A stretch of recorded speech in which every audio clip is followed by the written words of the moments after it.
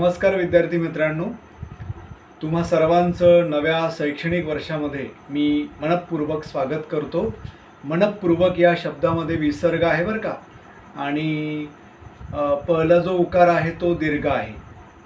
आणि अभिनंदन जेव्हा उत्कट रीतीने आपण म्हणतो त्यावेळेला उद्गार चिन्ह येतं, एवढं लक्षात ठेवायचं। आपण सर्वजण चौथी उत्तीर्ण होऊन 5वीच्या वर्गामध्ये प्रवेश केलेला आहे।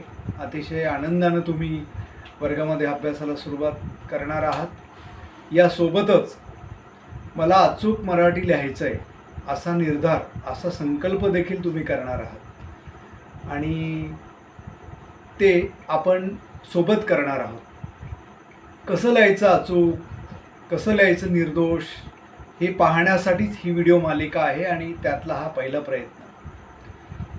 आज आपण एकाच अक्षराचे शब्द हे पाहणार आहोत। आता एकाच अक्षराचे म्हणजे एक अक्षरी शब्द। तुम्हाला माहिती आहे की आपल्या दैनंदिन लेखनामध्ये बरेचसे शब्द येतात। काही शब्द एका अक्षराचे असतात, काही शब्द 2 अक्षराचे असतात, काही शब्द 3 अक्षरांचे असतात, आणि काही शब्द हे 4 अक्षरांचे असतात। मराठीमध्ये जवळपास 90,000 पेक्षा जास्त शब्द आहेत।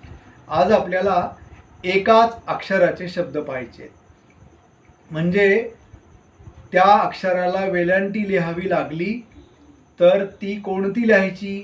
ती लिहायची दीर्घ। उदाहरणार्थ की, तो असं म्हणाला की, की नंतर आपण स्वल्पविराम देतो, त्यानंतर छी, त्यानंतर जी, त्यानंतर ती। ती हा शब्द दीर्घ आहे। मात्र तिला असं लिहायचं असेल तर तो शब्द या पद्धतीने ह्रस्व होईल, ती मात्र दीर्घ। त्यानंतर बी, मी। बघा, आपण लिहित असताना अनेकदा मी या शब्दाची वेलांटी ह्रस्व लिहितो, म्हणजे पहिली लिहितो, ती असते दीर्घ। त्यानंतर री, त्यानंतर श्री, त्यानंतर स्त्री, त्यानंतर ही। बघा, ही हा शब्द देखील आपण चुकीचा लिहितो, त्याची वेलांटी आपण बऱ्याचदा पहिली लिहितो, ती असते दीर्घ। हे आपण लक्षात घेऊयात।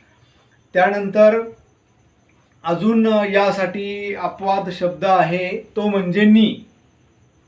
बघा, नी हा शब्द आणि या शब्दाचं संक्षिप्त रूप आहे। नी हा शब्द आणि या शब्दाचं संक्षिप्त रूप आहे, एवढं तुम्ही लक्षात घेणार आहात। आणि या मालिकेत आत्ता तुम्हाला स्वाध्याय आहे। तुमच्या धड्यातनं, वर्तमानपत्रातनं येणारे असे एका अक्षराचे शब्द शोधून तुम्ही लिहिणार आहात। तुम्ही हा गृहपाठ स्वाध्याय नियमित करणार आहात। आज आपण एक नियम बघितला।